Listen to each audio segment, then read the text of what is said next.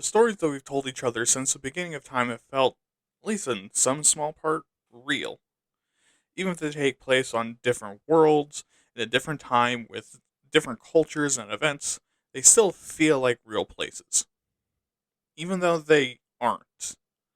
I mean, you can make up just about anything to put into your story. So why does it seem like people care about the continuity? Why do people care that what happens is consistent? I mean, anything can happen, so who gives a shit? Well, maybe. Let's talk about it today on Why Are You Talking About This, Nerd?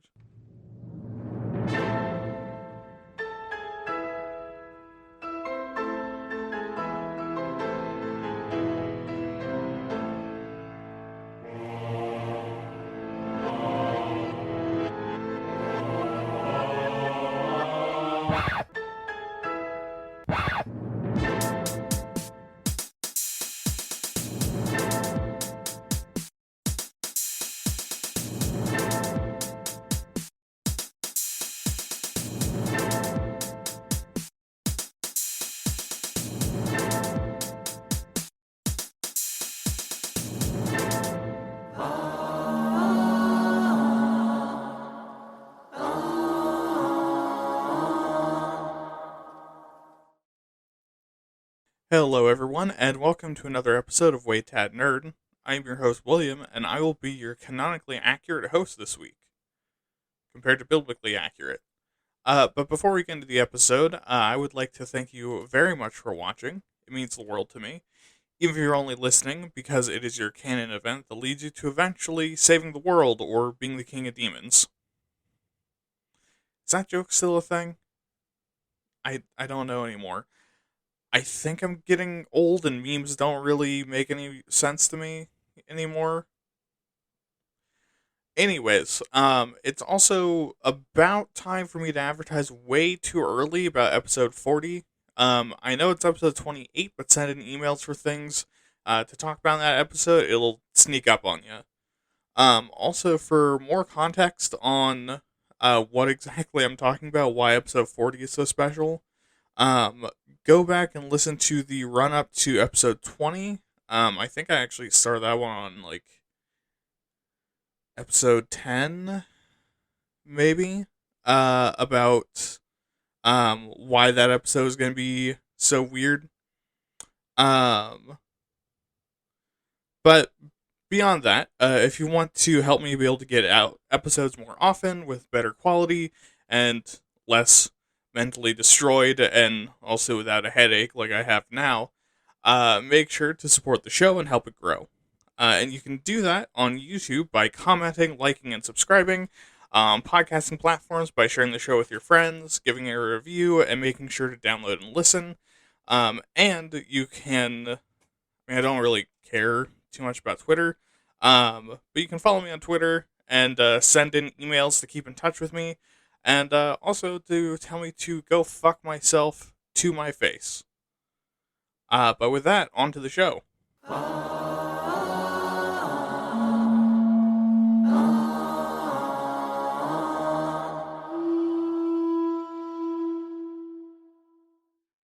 Alright, so this episode we're going to be talking about canon, which is a topic, depending on your opinion, that is either total bullshit or the only thing in fiction that really truly matters.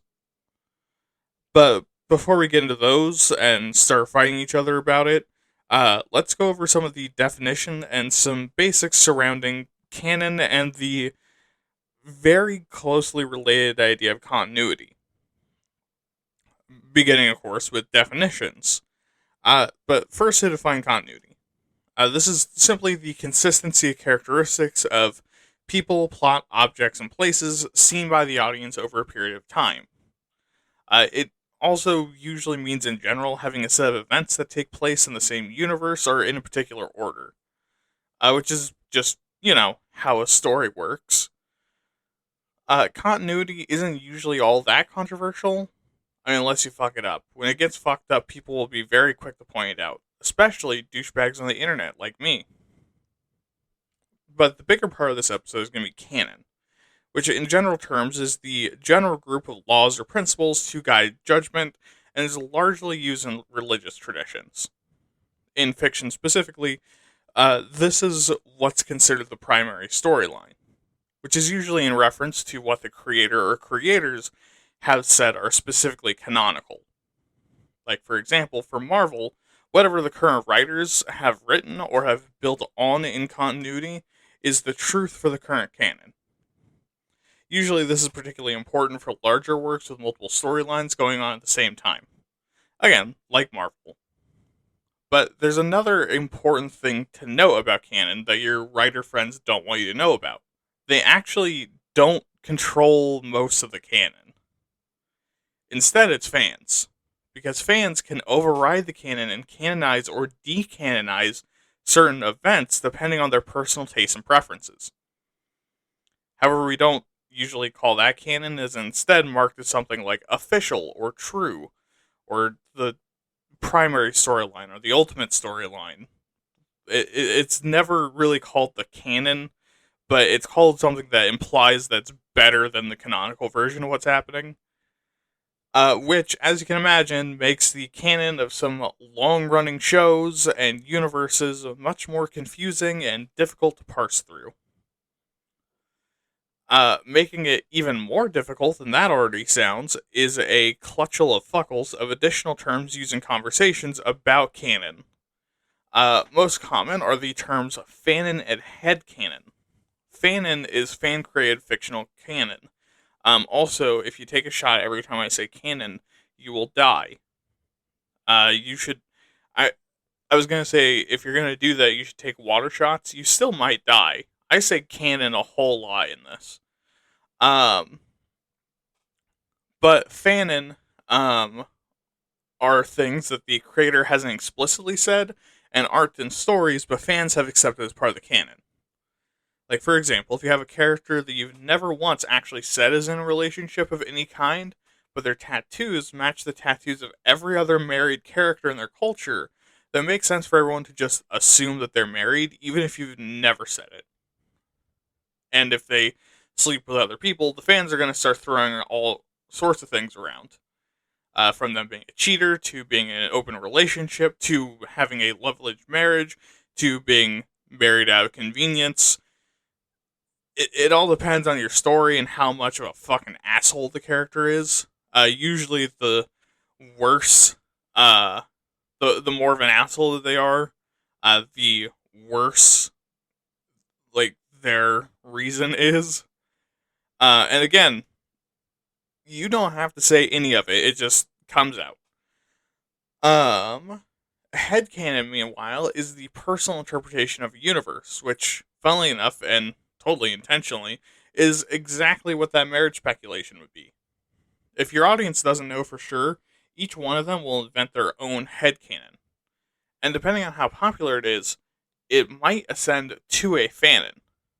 But this also relates into something called gray canon, which is canon that's ambiguous in its canonicity.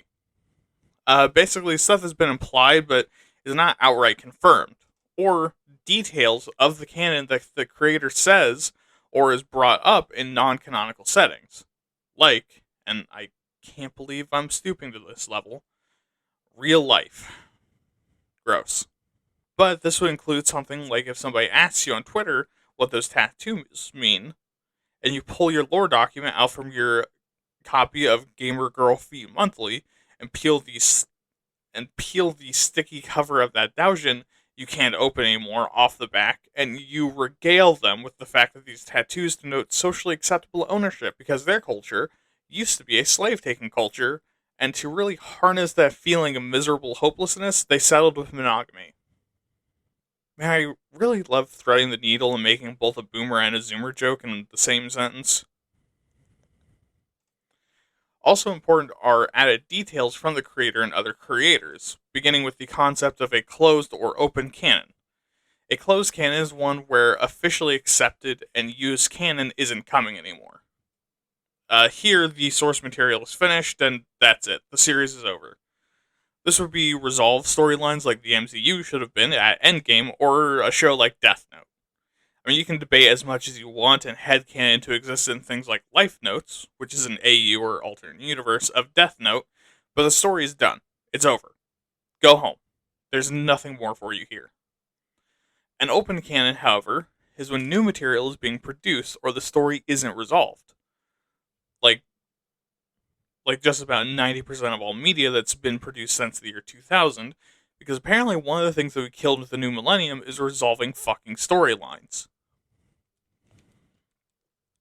But as far as adding details from creators, we have the word of St. Paul, or the word of Dante. A word of St. Paul, which is a little blasphemous, but so is hentai, and that's worked pretty good for us so far, is stuff that comes from secondary creators, where when they either make stuff based on the primary storyline or say things that later become canon. This would be people who are related in some way to the primary creator making stuff. You know, kind of like St. Paul being homies with Jesus and doing dude bro things together like fist bumping and getting executed by Romans. So with our example from above and running with it, because everyone wants to know if the heavily tatted up muscle mommy is married, let's say a secondary creator makes a storyline following another member of the culture, and he is married, but doesn't have tattoos anywhere but his back, and explicitly says that men tattoo their backs and women tattoo their entire bodies when they're married, which recontextualizes the original story and basically canonizes the marriage tattoos permanently, even though the original creator didn't necessarily intend that. Word of Dante, however, is stuff that comes from entirely unrelated writers and creators that have been blessed with the ever so sacred canon. Much like how Dante's depictions of hell aren't officially recognized by the church, but everyone assumes that's what hell is like. Which is weird since he put a saint there. Yeah, you heard me right. He put a saint there. Saint Peter Celestine. Anyways, this would be like if, in addition to the last thing, a brand new writer that has no relation to either person gets their hand on the ball and adds the detail that the reason why men tattoo their backs is so that if they're ever retreating from battle, their enemies know to let them go back home to their families, while women tattoo their whole body to show that they're being protected by someone. And if this gets accepted to the canon, then that would be a Word of Dante moment. But let's say that the original creator comes back and goes, "What in the fuck are you guys on about?"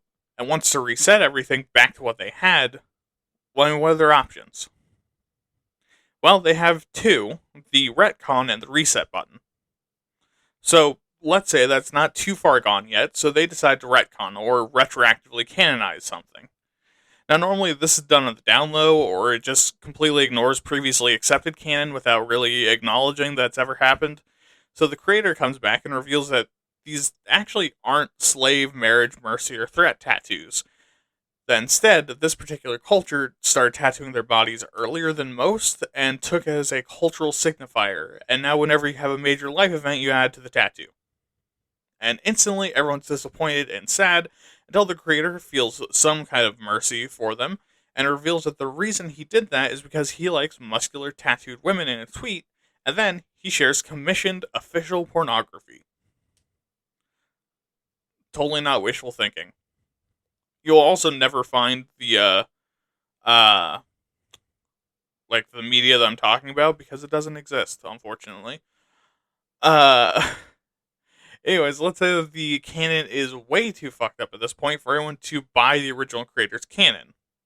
Well, then he can press the reset button, which is just entirely voiding changes in canon or resetting the whole thing. Say at this point the setting has really gotten away from him and he decides, fuck it, let's start from the beginning. And presses the reset button where he rebuilds the canon as an older, more mature, even more horny writer.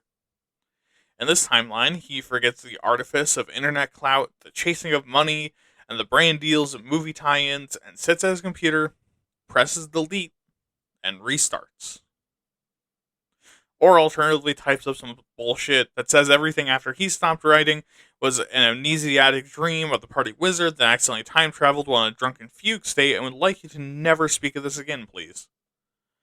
Either way, everyone's upset, but in the first case, it's cathartic. It feels like a return to a simpler and happier time where you create for the joy of creation and not because everyone told you to do something with your life, and this is the only thing that makes you vaguely not want to die. Onto the history.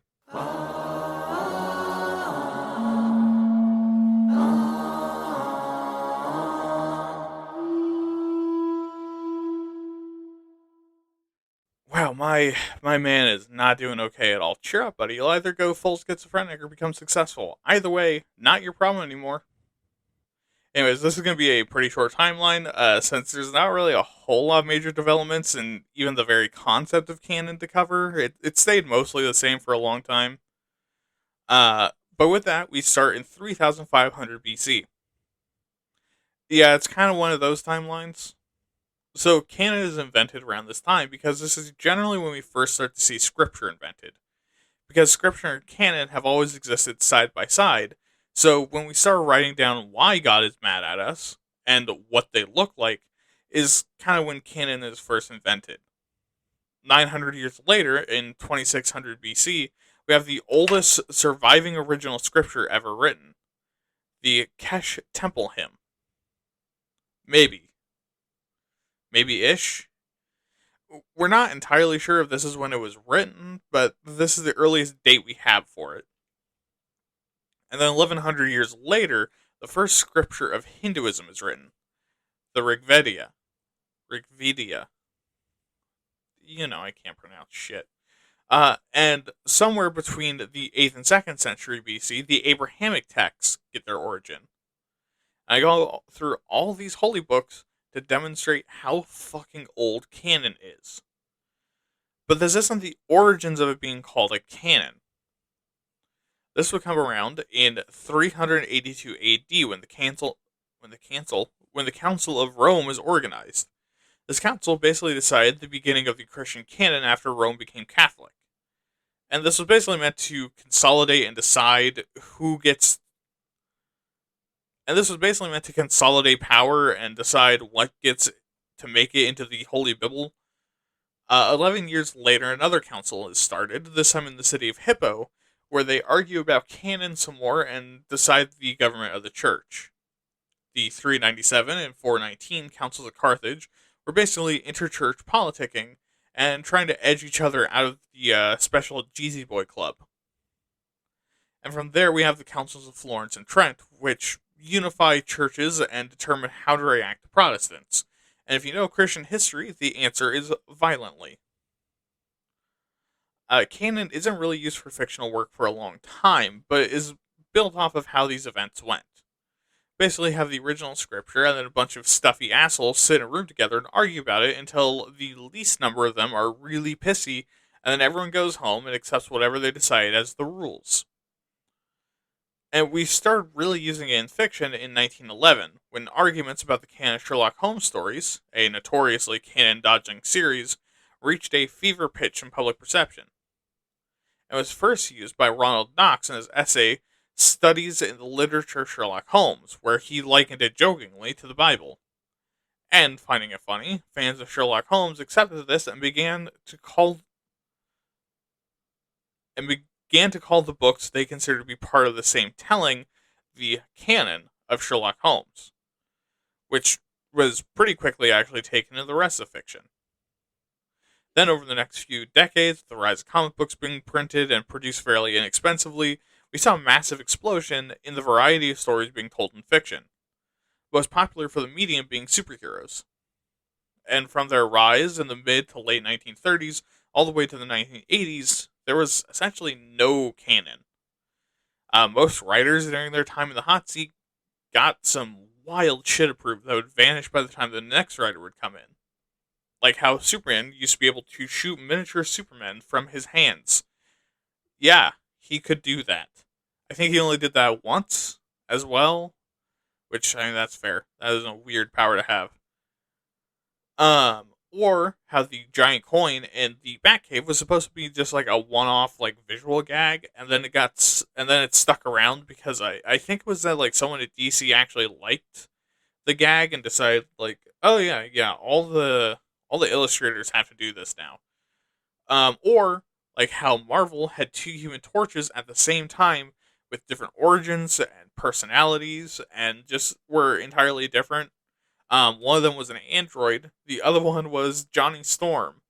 Um, if I'm remembering right, they chose to resolve that in like the weirdest fucking way possible, where it's like, oh yeah, yeah, no, Vision is actually the robot Human Torch who doesn't have fire powers anymore for some reason, and he like we buried an empty casket for this robot when he died, and like someone stole the anyways. Or, you know, how DC took over Wiz Comics and then folded Captain Marvel in their stories with very little explanation. Nowadays he's called Shazam. And for DC, this was solved kinda with the very first reset button used in comics. At least the first one that was ever announced. In 1985, they decided to clean house with an event called Crisis on Infinite Earths, where it was revealed that every contradictory storyline in DC wasn't a mistake, dear reader. No, no, no, no, no. They were all different universes, not mistakes. Big difference. So DC had officially become a multiverse. However, that multiverse was collapsing in on itself, and the only way to save it was to condense everything into a single canon. And by golly, by sacrificing a number of very important and very prominent characters, Superman punching reality a goddamn part, and merging several storylines together in universe, they managed to have a single canon on the other side. And they never had a problem again. Marvel, meanwhile, seeing this and having their own canon issues, decides, to their credit, to not steal this idea. Initially, at least. For the next 15 years, they attempt to clean up their canon until in the year 2000 they decide, fuck it, this is too difficult, because they kept fucking up the canon even more, and release the Ultimates universe, which was an attempt to modernize their stories and bring them to a new audience, essentially creating an alternate universe. Not their first one, but still. However, by 2015 they have abandoned this, and keep trying multiple reboots, including Secret Wars in the same year. But back in 2011, DC realizes that this shit is still fucked, so they write Flashpoint, where the Flash saves his mom from getting murdered, and it causes a domino effect that causes everyone to have the worst possible timeline. And in fixing the timeline, he fucks up everything and creates the new canon, the New 52, because it originally had 52 series. And then in 2018, I think Marvel tried to do something called Fresh Start, which was their own attempt to modernize again. And, oh man, did not a lot of people like it a whole lot. And for the most part, I think they've gone back to some of their original canons. So, you know. But with that, how do people feel about canon? I mean, comics are notorious for shitty and convoluted canon, so it has to be bad, right? I mean, that's how most people experience it. Well, let's actually take a look at that.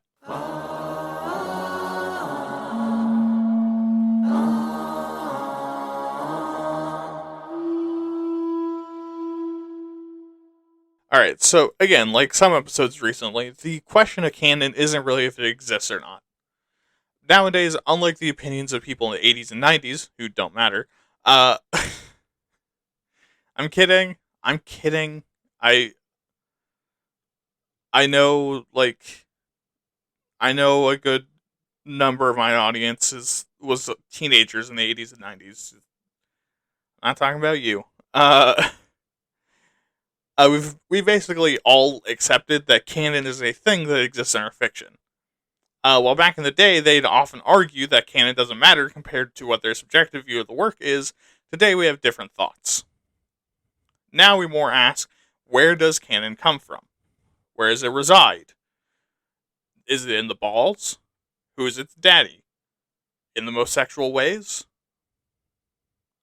Because basically the debate falls down to a debate between, does canon come from the author's authority to create everything, or the fandom's authority to abandon the fandom if there's something that they don't like?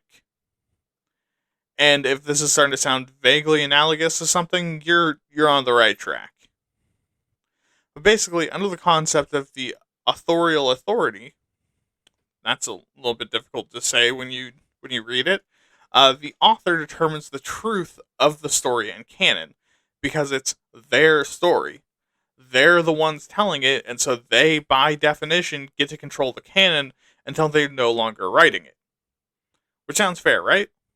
I mean, very rarely do you get to interrupt a storyteller mid-story to go off on some headcanon bullshit about their writing.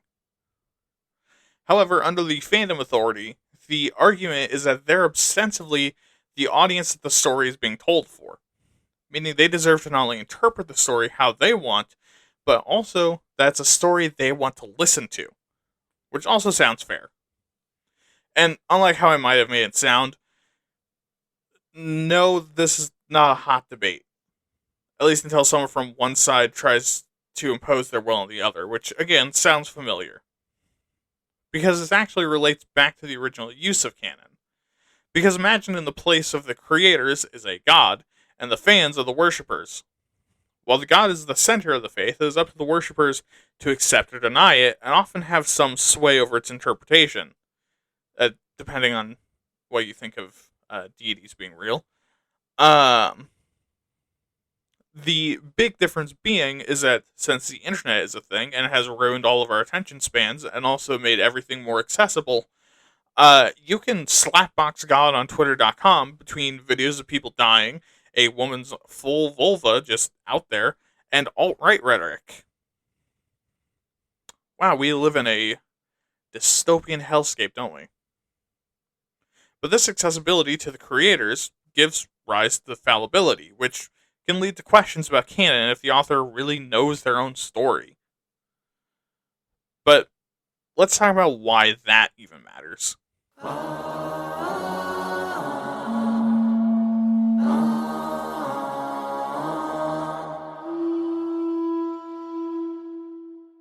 Alright, so why does canon actually matter? Well, to put it simply, because people give a shit about it.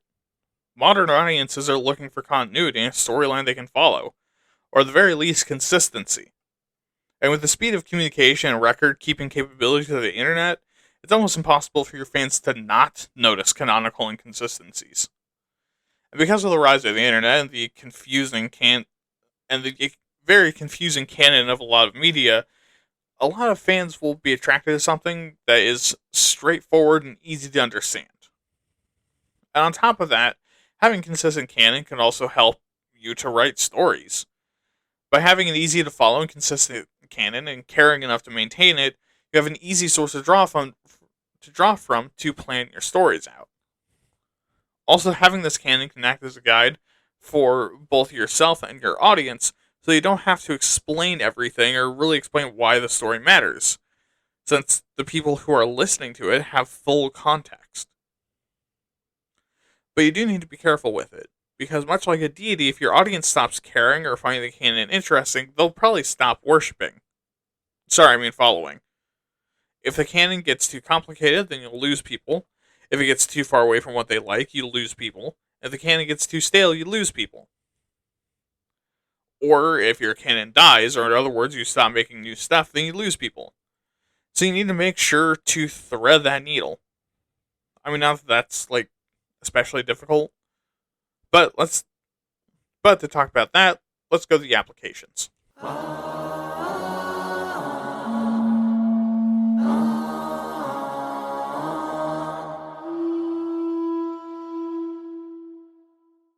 Okay, so it might sound overwhelming to design or look at your canon, but trust me, it isn't. Because you don't necessarily have to sit down and decide to make one. Whatever you create for your story becomes canonical. So the important part of designing or making it isn't to sit down and do it, it's to stay organized in your writing. And how you do that? Well, the easiest way is to write a setting Bible and keep it updated so that you don't contradict yourself. Including details that are easy to forget, things that you want to use later or imply, stuff happening outside of the notice of your characters and narrator that still affect the story, and also employ some fantasy physics. How does this thing work? Why does it work? what the fuck is up with dragons? All of this will help you organize your canon. And if you fuck it up and make some mistakes, well, just correct it going forward, and if someone calls you out on it, don't try to make up some shit on the spot to excuse yourself. And one, they know you're not infallible, and also, generally, especially if you're an indie creator, a lot of people are going to have some grace. So it's okay to admit that you didn't have the canon down yet, or that you just honestly made a mistake. It's also important to keep character sheets, backstories, and detailed information on your people, because this keeps your characters consistent, which is the heart of a canon. However, you also need to be careful. Why? Well, because if you overload it, you can't really use it very well anymore, can you? That's one of the biggest problems with massive settings like the ones used by D&D, DC, and 40k. The more you add and the more you track, the bigger the setting, and the more and more likely it is that someone will very readily point out how many of your story's issues can be resolved with something you haven't even thought about in years, easily. It's also a higher chance of confusing your audience or crossing wires, or hell, even just making the canon impossible to parse, which has happened multiple times to all three of those canons. So, unlike these settings, bend the canon to your story. Only work on the things their audience already knows or needs to know. And with that, onto the soapbox.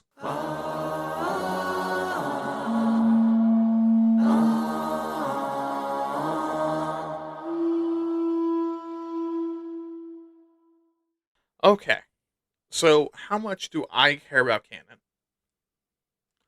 Well, I mean, not a lot. Kinda? I don't know.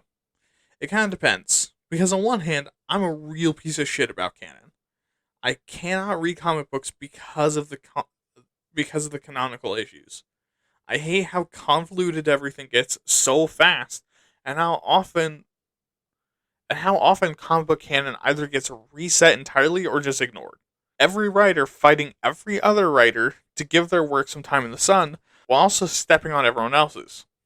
From character deaths to identities and origins and new MacGuffins and storylines being created constantly, it's just tiring. And it bugs the shit out of me. I fucking hate it. But on the other hand, I don't really care about the canon in things like D&D because I usually ignore the canon of whatever role-playing game I'm playing to make my own world. And it's the same with 40k, because the point is that the canon is meant to be loosey-goosey. It's a parody and satire of real life, and holy fuck is the canon of Meat World fucking insane. But it's also meant to be a setting where every corner is a story, meaning that you can set the camera down anywhere. For me personally, I like to set the camera in a weird spot and just watch the stupid that happens. And on the third hand, that I didn't know that I had until just this moment, I really like the canon of settings like Warhammer Fantasy, Jujutsu Kaisen, and similar settings. It was also very hard not to just write anime in general, because I like the canon of a lot of the animes that I watch, where the baseline is simple, but with enough detail that you can make basically anything without worrying about it. And I personally go with this style more than not when I write my own stuff. I don't usually care about it. I don't usually care about the canon besides what I write and the rules that I laid out to play off of, and just let whoever sees it create their own opinion on it. So yeah, some not complicated feelings. On one hand, fuck canon, and I think you should do what you want. But on the other hand, fuck you, and I think you should actually give a shit enough to care about your own story. So yeah, end of episode.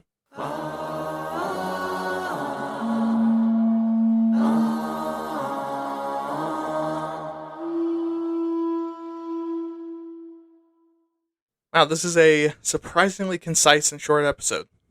Guess being overworked works out sometimes. Anyways, don't forget to subscribe to this podcast feed, like it, leave a review, whatever else it is you can do on your platform of choice. Send me an email at waytatpods@gmail.com with questions, concerns, opinions, compliments, insults, actuallys, your own personal headcanon about what I'm currently doing to your mom, which canons you like, and anything else you want to tell me. Also follow me on Twitter at WAYTAT_pods. Remember to check out my other podcast, WAYTAT, where I talk about other topics that are, this week, very late, and is going to be very late, because I have Holy shit, I have a splitting headache. Um, but are usually the one that's on time. All right. Have a good night. Have fun. Keep writing. And remember, never stick your dick in a cannon, no matter how many ends it has. This has been Why Are You Talking About This Nerd? I've been your host, William. Good night.